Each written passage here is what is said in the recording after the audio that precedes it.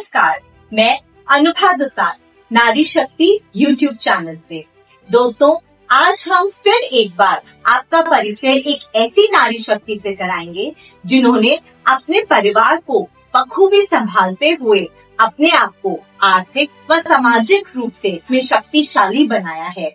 तो आज हम इस श्रृंखला में मुलाकात करेंगे उषा तिवारी जी से, जो न सिर्फ एक्यूप्रेशर डॉक्टर हैं और मरीजों को ठीक करती हैं, बल्कि उन्होंने एक आदर्श संचिता कला केंद्र चालू किया है, जिसमें वे अनेक लोगों की सहायता किस प्रकार कर रहे हैं, ये हम उन्हीं से जानेंगे। तो आइए मिलते हैं उषा तिवारी। उषा जी, अपने बारे में कुछ बताएं। हाय, मैं उषा तिवारी, पेशे से मैं एक्यूप्रेशर डॉक्टर हूँ जी।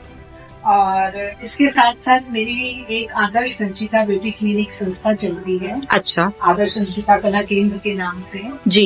जहाँ पर असहाय गरीब बच्चों को ज्यादातर, और वो लेडीज जो फीस वगैरह नहीं अफोर्ड कर सकती हैं, एक बहुत रिजनेबल फीस लेते हुए मैं पार्लर का कोर्स, सिलाई का कोर्स, ये सब करवाती हूँ। अच्छा। और एनटीटी भी मैंने बच्चों को ट्रेनिंग दी है, नर्सिंग टीचर ट्रेनिंग जी, जिसका डायरेक्ट हमारा लाल बहादुर शास्त्री से एग्जाम दिलवाया। कुछ मेरे पास बच्चे आते हैं बेटा जो इग्नू से भी जिन्होंने फॉर्म भरे थे अर्ली चाइल्ड। अच्छा। तो एक हमारा ये है। दूसरा, हम पार्लर का भी कोर्स कराते हैं जी। 1 साल का कोर्स है। उसमें मैं इतना सिखा देती हूँ कि बंदा अपना सैलून खोले।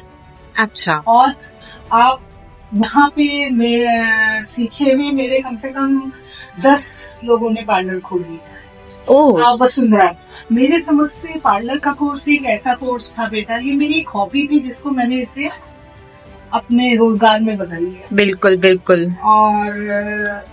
और लोगों को भी रोजगार दिलवा दिया। इसमें प्रेरणा देने वाली एक लड़की थी। मैं सिर्फ ट्रेनिंग दिया करती थी बच्चे, तो मेरे पास एक बच्ची आई सीखने जो बिल्कुल पढ़ी लिखी नहीं थी। और लाल बहादुर शास्त्री स्कूल भी खोला हुआ था मैंने।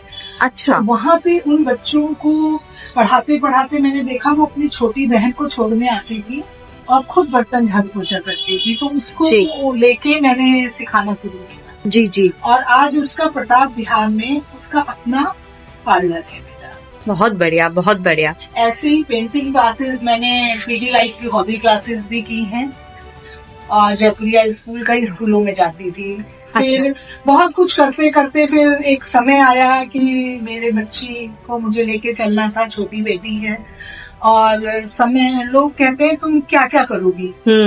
तो मेरा मतलब है जो कराएगा ईश्वर। बिल्कुल सही है ना। बस एक था कि बैठना नहीं है, कुछ करना है।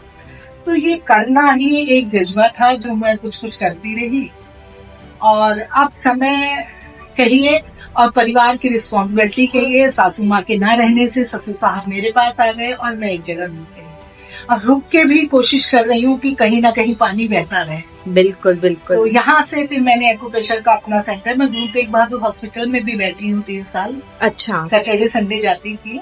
अच्छा। फिर बेटी मेरी आर्चर है इंटरनेशनल, तो मुझे उसको लेके स्टेडियम जाना होता था 3 से 5। जी जी जी जी। तो इस वजह से फिर मैं मॉर्निंग में सैलून और पेशेंट देखती थी, कैंप वगैरह जहाँ लगा पाती थी लगाती थी, और शाम का 3 से 5-7 का टाइम वो मेरी बेटी के लिए था। बहुत बढ़िया। आपकी बेटी को भी मैंने देखा है मोदी जी से पुरस्कार मिला है। हाँ, बालश्री अवार्ड मिला हुआ है। बिल्कुल। पढ़ाई प्लस स्पोर्ट्स में 2019 में उसे मिला था बालश्री। बहुत बढ़िया, बहुत बढ़िया। खेलो इंडिया में वो टॉर्च वेयर रही है जी। ये जो इको टॉर्च है वो उसने first time Indira Gandhi stadium में उसी ने स्टे किया था। मोदी जी ने सचिता को दिया था और सचिता ने उसे स्टे किया था। बहुत, ये सौभाग्य भी हमें मिला हुआ है। बहुत इंस्पायरिंग है कि आपने अपने परिवार को साथ लेके और आप ये सब कर रही हैं। एक्यूप्रेशर के बारे में कुछ बताइए। हाँ, बेटा जी बिल्कुल। एक्यूप्रेशर एक्चुअली ये जो मेरी बेटी है, इससे पहले मेरे को कमर में गैप आ गया था, 4 बेबी मेरे मिस हो गए थे। अच्छा। तो उसमें मैं चल फिर नहीं पाती थी और मेरे कमर में 4 इंच का गैप था, और आज भी है। डॉक्टर्स ने बेड रेस्ट दिया था, तो मैंने एक्यूप्रेशर लिया था एक से, तो मुझे उससे एकदम से सडनली बड़ा अच्छा सा लगा और मेरे दिमाग में आया यार ये तो बहुत ही अच्छी चीज है जिसके थ्रू मैं किसी को भी ठीक कर सकती हूँ, आराम तो दे ही सकती हूँ जी। और करीब मैंने 15 सिटिंग ली थी और आज मैं आपके सामने खड़ी हूँ। बस वो था सन 2000 की बात है, 2000 की बात है। और 2001 और 2 में मैंने अपोलो से डॉक्टर A.K. सक्सेना जी से ट्रेनिंग की थी। ओह फिर मैं अतर जी के पास गई चंडीगढ़, 15 दिन वहां कैंप लिया जी। इसके बाद मेरी प्रैक्टिस कंटिन्यू चालू रही और आज शिव की कृपा से मेरा अपने घर में ही क्लिनिक है और मैं पेशेंट देखती हूँ। बिल्कुल, आप देख रही हैं और साथ में इंटरव्यू भी दे रही हैं, 2 in 1 काम हो रहा है। बेटू एक्चुअली माता जी ज्यादा वेट नहीं कर सकती। बिल्कुल सही बात। इनको क्या परेशानी थी? माता जी को चलने फिरने में बहुत दिक्कत हो रही थी। अच्छा। एज तो है ही, एज फैक्टर। हाँ। इस एज में हम किसी को 50% रिलीफ दे सकते हैं। क्या एज है इनकी? इनकी एज है 85 के आसपास। अच्छा। ना हाँ अच्छा सॉरी 74 सॉरी। जी जी जी जी, है ना, तो ठीक है।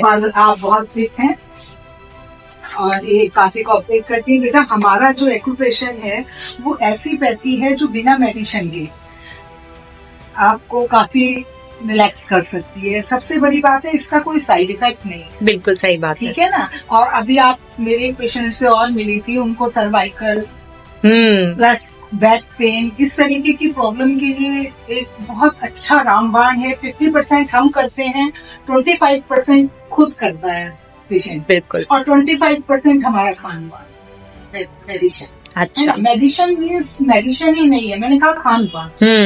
बिल्कुल। अगर आप अपना खान पान सही रखेंगे तो आप 100% ठीक हो सकते हैं, वरना हम सिर्फ 50% काम करते हैं। एक्यूप्रेशर हमारे ब्लॉकेज को खोलता है। अच्छा। कमर में दर्द है, गैप है, हम उस गैप को भर नहीं सकते हैं, पर हम उस गैप के बीच का जो सर्कुलेशन है, ब्लड सर्कुलेशन है, उसको हम बहुत अच्छे से रोटेट कर सकते हैं। एक्यूप्रेशर जो है, जैसे ये हमारा पाइप है, पाइप बहुत दिनों से यूज नहीं हुआ है, तो इसमें व्हाइट नमक लोनी सी जम जाती है। बिल्कुल। उसको रिमूव करने के लिए हम गर्म पानी में डालते हैं। फिर अगर आप ये देखिए, अगर मैंने इस पाइप को गर्म पानी में डाला जी, तो क्या होगा बेटा, ये सॉफ्ट हो जाएगा। सॉफ्ट होके वो नमक हट भी सकता है, रह भी सकता है। जी जी। पर वो अपनी शेप चेंज कर देगा है गर्म होने के बाद। हमें तुरंत उसे ठंडे पानी में डालना पड़ता है ताकि वो अपनी प्रॉपर शेप पे रहे और उसका जो अंदर वेस्टेज है वो झड़ जाए। ठीक है। सेम एक्यूप्रेशर है, मैं हीलिंग करती हूँ। ये मेरा थंब ही मेरा औजार है। वैसे ये हमारा, इसे बोलते हैं जिमी। अच्छा। ठीक है। प्लास्टिक की ये रबड़, कच्चा रबड़ होता है, इसको हम इस तरीके से रोट करके सारे पॉइंट्स को एक्टिव करते हैं। जी जी जी जी। अब जैसे ये है, ये मैंने 8 उंगली रखी और ये 7 पॉइंट है, इसे घोड़ा पॉइंट कहते हैं। जी। देखिए ये हमारा टंका है, ये यहाँ से ये मैंने 8 फिंगर रखी जी, 7 पे ये। और ये देखिए, आपने देखा मेरा कैसे कैसे विप कर रहा है। ठीक है ना। तो ये जो पॉइंट है, ये जब तक दुखता है, आप ये समझ जाइए, तब तक उनके पैर में दर्द है।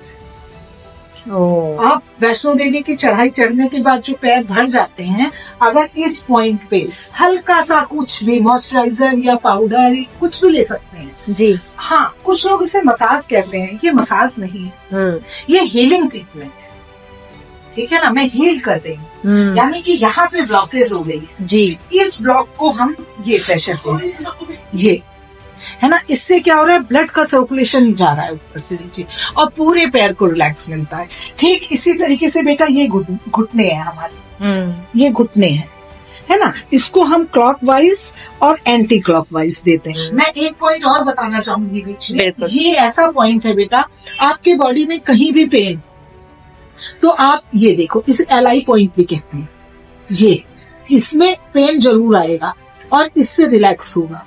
दूसरा बेटा, कभी कोई इमरजेंसी हो जाए, अटैक पड़े, ब्रेन अटैक हो, किसी भी तरीका, बिजली का करंट लग जाए, तो ये थंब है, इस थंब के साइड का जो पॉइंट है, इसको आप इस तरीके से प्रेस करें तो तुरंत होश में आ जाएगा। आप इसको प्रेस करते हुए हॉस्पिटल तक ले जाएं। अच्छा। तो देखिए, आप अभी मेरे पास रिसेंटली मेरे संग हुआ है, मेरे ससुर साहब को अटैक करा था और मैं यही पॉइंट देती रही और इसी पॉइंट से मैं 15 मिनट में विष्णुदा हॉस्पिटल पहुंची थी और उनको जी ICU में लिया। जी तो जी ये एक बहुत अच्छा पॉइंट है जो हर एक को लेना चाहिए। जी, ये तो बहुत ही अच्छी जानकारी दी है आपने जी। अब उषा जी मैं ये जानना चाहूंगी कि आपको यहाँ तक पहुँचने के लिए किन किन चुनौतियों का सामना करना पड़ा, क्या क्या प्रॉब्लम्स आई? फिर मैं आधी तूफान की तरह चलती रही, जो चुनौती पड़ी वो पड़ती रही, ध्यान ही नहीं दिया। जी क्योंकि जी अगर मेरे को ये समझ में आता है अगर चुनौतियां देखूंगी ना तो मैं आगे नहीं बढ़ पाऊंगी। अभी पिताजी जैसे कोमा में थे, तब भी मेरे को लगा, पहले मैं लगा यार मैं कैसे देखूं पेशेंट, इधर पिताजी को देखना, मेरे पास कोई हेल्पर नहीं जी इधर हस्बैंड है, बेटी BDS कर रही है, उसके एग्जाम चल रहे जी। हैं, 4th ईयर फाइनल है। पर फिर मैंने कहा यार अब पिताजी लेटे हुए मैं क्या कर रही हूँ, चलो आधी घंटा। और दूसरे देखिए रश्मि जी हैं, और ये मुझे उन्हीं दौरान आई थी जब मेरे ससुर साहब बीमार थे। जी जी तो शिव किस रूप में आए नहीं पता है ना, तो ये नारायण रूप में मेरे पास आई थी, मैंने इनको ले लिया, इनका ट्रीटमेंट के इनसे पैसे लिए। हाँ और आप विश्वास करेंगी इन्होंने मुझे राह दिखाई कि आप ये काम करो, आपके ससुर को आराम मिलेगा। तो कामयाबी में बहुत लोग साथ हैं, मेरे हस्बैंड हैं, मेरे सास ससुर हैं, जी जिन्होंने मुझे हमेशा सपोर्ट किया। मैं मायके से बड़े रिच फैमिली से हूँ, तो वहाँ इन कामों को सब, वैसे मेरे पापा कभी किसी काम को छोटा नहीं समझते थे, पर ब्राह्मण होने की वजह से सब कहते थे कि क्या नाई का काम करती है, बाल काट रही है, ले सबके पैर छू रही है, तू ब्राह्मण है, छोटी की हर एक के पैर छूने लगती है, गलत बात है। कहने दो, मेरे को फर्क नहीं जी, तुझे जो अच्छा लगता है कर। जी जी जी। तो वो कुछ रुकावट नहीं आती, ये हमारा एक बहाना, एक्सक्यूज होता है बेटा ना करने का। बिल्कुल सही बात है, जिसे जो करना है, अगर जोश है तो बिल्कुल सब काम। होश ना हो जोश बिल्कुल अगर होश ज्यादा रहेगा तो कुछ नहीं कर पाओगे। अगर मैं देखती कि मेरे को ये कह रहा है, ये कह रहा है, तो शायद मैं न कर पाती। बिल्कुल सही बात है ना, तो मुझे नहीं लगता कि कोई दिक्कत आती है कुछ करने जी। पर हाँ अफसोस है भाई, मैंने ये किया, लोग मजाक बनाते हैं, नहीं तो सब कुछ करती हूँ। मैं सब कुछ करती हूँ, मैं जी रही हूँ अपनी जिंदगी, बस मुझे ये पता है। अब मैं चाहती हूँ, मैं भगवान ने मुझे 2 हाथ 2 पैर दिए हैं और वजन देखो मेरा दुगना हो गया है 5 साल में, पर ये भी इश्यू नहीं है। कुछ इश्यू नहीं होता है जी, करने का जज्बा होना चाहिए। उषा जी, अब एक आखिरी सवाल, आपके हिसाब से महिलाओं की आज समाज में सबसे बड़ी समस्या क्या है और उसे हम कैसे हल कर सकते हैं? रोने की। कभी भी मैं कहती हूँ किसी भी औरत को अपनी कमजोरी पे ध्यान ना देके अपनी ताकत पे ध्यान दें। नारी में वो चीज है जो आम लोगों में नहीं है। हम नारी वो कर सकते हैं जो कोई नहीं कर सकता है। जैसे कि आप जानती हैं कि बच्चे को जन्म देना, जब एक औरत एक इंसान को जन्म दे सकती है तो वो क्या नहीं कर सकती जी, है ना। मैं सच कहती हूँ, बार बार हर नारी को मेरा संदेश है, रोना छोड़ो, सिर्फ आगे बढ़ो, इधर उधर देखना छोड़ो, जो इच्छा है वो करो। तो कोई घर में रह के भी 100 काम हो सकते हैं, है ना बेटा। मैं बाहर भी निकली, मैं डोर भी मैंने वर्क किया है, तो एक्सक्यूज बहुत था, घर का काम बहुत होता है, जिम्मेदारी थी, 4 देवर साथ थे, सब आज अपना अपना कमा रहे हैं। आप आगे बढ़ोगे तो पीछे चलने वाले बहुत मिलेंगे, बिल्कुल, है ना। तो मैं नहीं कहती हूँ औरत कमजोर है, मैं कोई कमजोरी नहीं है औरत में, सिर्फ रोना छोड़ दे, पीछे मुड़ के देखना छोड़, बस मैं इतना ही कहूँ। जो चाहती है वो करे, पर अपने फर्ज के साथ। अगर हमें नारी बना के शिव ने उतारा है धरती, तो इसलिए उतारा है कि वो एक समाज को, एक अच्छे परिवार को जन्म दे। जी, हर औरत से ये संदेश है कि वो अपने बच्चे को अच्छे संस्कार दो, अपना कर्म करे। अब बच्चा नहीं कर रहा है तो उसके लिए भी अपने को दोष ना दे, आप अपना फर्ज करें, बच्चे को अपाहिज ना बनाएं, बच्चे को स्वावलंबी बनाएं, खुद काम करना सिखाएं। आज के अच्छे साइकोलॉजिस्ट कहते हैं कि 5 साल के बाद बच्चे को सही काम करना सिखाएं। वो चीज हमने भी सिखाई अपने बच्चे को। मेरा बेटा विदेश में है, क्यों गया? क्योंकि वो खुद काम कर सकता है। तो बच्चों को हाथ दो, हाथ पकड़ो मत, जब जरूरत देखो तो छतरी लगाओ, है ना। ये नहीं कि तुम छतरी पकड़ के घूम रहे हो, तो सब कुछ कर सकती है ना, कोई कमजोरी नहीं है ना, बहाने हैं ना। जी जी जी, धन्यवाद उषा जी, आपसे मुलाकात करके बहुत ही मज़ा आया और मैं बहुत इंस्पायर हुई हूँ। आई होप यूट्यूब चैनल देखने वालों को ये बहुत ही इंस्पिरेशनल लगेगा और सभी महिलाओं के लिए काफ़ी इंस्पिरेशनल है। धन्यवाद।